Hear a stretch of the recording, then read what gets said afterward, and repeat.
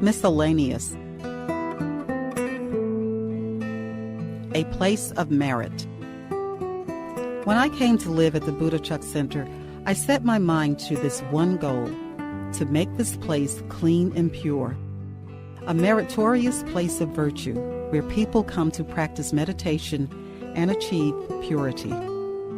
At the cost of my life, I devoted my flesh and blood to establish the Buddha-Chuk Center without the consideration for my own health, so much so that right before it was completed, I became severely ill. This time I nearly died. I had to take refuge in merit at all times in order to survive. I lived. But if this happened to another old person, I am sure that person would have already ended up in a coffin. I'm well now, but only as much as an old person can be well. Don't delve into the negative. If you make a bad mistake, don't let your thoughts run away with you in a negative direction, or it will open doors for Mara to step in and make things worse. The more negative your imagination, the more harm you will bring to yourself. It is better for your mind to take refuge at the center of your body. When people commit a bad mistake or face adversity, they tend to become negative and think of the worst. They become discouraged, disheartened, depressed, and demoralized. These negative emotions give the opportunity for Mara to come in with this malicious program that causes everything bad to come to fruition. In other words, your negative thoughts cause negative effects. So when bad situations happen, keep your mind at the center of your body. Eventually, the negative energy will go away and you will be able to remedy the situations. Make the best of the present. I am someone who is not easily upset or affected. I teach myself at all times that it does not matter whether we are born rich or poor, smart or dumb, or even illiterate. What is important is that now we have been born into this life, it is wise for us to do maximum good deeds so that all good things will come to us in future lives. Do good now to reap more good in the future. The past is gone. I never think of the past. I only think of the present, and I do my best in the present. Before, when I was a farmer, I had many friends, but since I entered the temple, my mind was only on Dhamma, and I never missed my friends. At the meditation workshop, whenever Luang Pa Wat Pak Nam gave me an assignment, the only thought I had was to fulfill the assignment to the best of my ability. As a result, I was able to answer every one of Luang Pa's queries. My meditation skills became very profound, and I advanced more quickly than others in the class. When I lived at the Dhamma Prasit House, my only focus was on making the place clean and pure, to be a good place for performing virtues. When living at the Buddha-Chuk Center, I never got nostalgic for the Dhamma Prasit House. I set out with only focus on my mind, that is, to make the Buddha-Chuk Center a clean and pure place, the best place to build virtues. I devote myself to the tasks in the present, focus my attention to the job at hand, and contemplate on doing the best for that job now. I allow nothing to distract me so that I can fulfill my tasks in the best possible way. Doing so will enable me to find only good things in my future lives. Help them by inviting them to the temple. To help someone reach heaven, first invite that person to come to the temple. When I lived at Wat Pak Nam, I received invitations frequently to dine at various homes. Luang Pa Wat Pak Nam gave me this thought: eating my food, you are only indebted to one person, me. Isn't that enough? Why do you need to eat at other people's houses too? I knew what he meant. From then on, I stopped eating at other people's houses. I reminded monks who were invited to dine out. Now that you have ordained, instead of going to other people's houses for a meal, why not invite people to come to the temple instead? If you dine out at their homes, then they will find no need to come to the temple to offer food. Putting down roots. I wish nothing but prosperity for you. Although you may be impressed by tales of other places, remember that we have put down our roots here at the Buddhachak Center. Plan your life. Plan well for your life. I planned everything through. Even as a simple farmer, foresight served me well.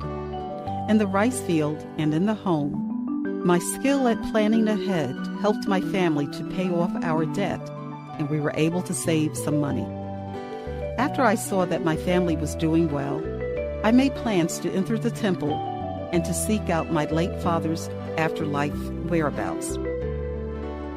This story was recounted in the book, The Path to Happiness. I lived for a time with Madame Liep and used my skills to help run her household, where I met Khun Somjairao. Once I attained Dhammakaya, I wanted to join the temple immediately, but I knew Madame Liep would not let me. So instead, I asked her for a leave to visit my family. With the help of Khun I was admitted to the temple, shaved my head, and became a nun. Once I joined the temple, I detached myself from the outside world completely, concentrating only on mastering the Dhammakaya knowledge. That is why my meditation skills are so profound. Leaving home. When I was a young girl of 10 or 12 years old, my father came home drunk one day. He was so drunk that he fell asleep on the ground outside the house while the rest of the family slept inside. In disgust, my mother called him a sparrow, a Thai expression for a worthless person that leached off of her wealth. My father angrily asked all the children if we heard her abuse him. Innocently, I said I did not think she had insulted him. He became so enraged that he cursed me to deafness for 500 lifetimes. I was very frightened of his curse. On the day he died, I was out in the rice field. By the time I returned home, he had already passed away. So I missed my opportunity to ask him for forgiveness. I thought surely his curse would come true. I became determined to somehow find him in the afterlife to ask for his forgiveness. When I learned about Luang Pa Wakpak Nam, I knew there was a way. So as soon as I was sure my family could support themselves, I left home. Only merit in mind. If you come to the temple for the sole purpose of gaining merit, then you are on the right path and you will never fall into misfortune. On the other hand, if you come here to seek fame or popularity or to flirt, you will end up not making it. In understanding myself, I am able to understand all others. My eyes are wide open to my own nature and can look into what I have done in my past, what I'm doing in my present, and what I will become in my future, all the way to Nibbana. I know everything now, including my path to end suffering. However, I still have to be reborn so that I can eradicate the rest of the defilements that are still with me. I observe quietude and have become a good role model in this regard. The monks here also enjoy the tranquility. A mind free of negative thoughts. Someone asked me if I have any suffering nowadays. I told him I did not, because I only allow good things to come into my mind and never let any negative thoughts to enter. From the moment I wake up, my mind is filled with only good thoughts. I have accumulated so much virtue and maintain only goodness in my mind. If a bad situation occurs, I confront it for the greater good, but I will not let it linger in my mind.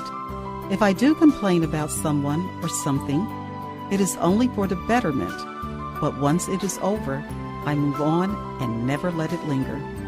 Then when I meditate, my mind is completely free from these thoughts, concentrating only on meditative attainment. That is why I am able to find happiness. Be a good role model. Learn to do things right. Learn to be clean and tidy. People will see your behavior and set you as a good example. There will always be new people coming to the temple. I cannot always be present to teach or to show them how to do things. After I am gone, you can be their example. Practice good behavior and teach others to do the same. Give up bad habits. Break your bad habits in this life, and you will not have them in the next life. If in the next life you still retain the same undesirable behavior, it will be because you did not heed this advice. Use kind speech. Addressing volunteers at the temple. Kind words are better than harsh speech. Kind words engender respect and cooperation from the person you are speaking to, rather than fear. If people fear you, they will not want to help you in the future. Then your work will be slow, and since they did not help you, they will miss the opportunity to gain merit. Disagreements should be addressed civilly and sensitively, and people will be willing to learn from you. Then we will accomplish our work, and they will also gain merit. Desire gives rise to suffering. Desire is the source of suffering. Whether it is the desire for wealth, beauty, or fame, they all lead to unhappiness. Because I have no desire for these things, I have no suffering. I am content with myself and my situations. I have no interest in other people's possessions. I have only the desire to perform good deeds and to acquire great merit. What other people do is their business and not a concern of mine.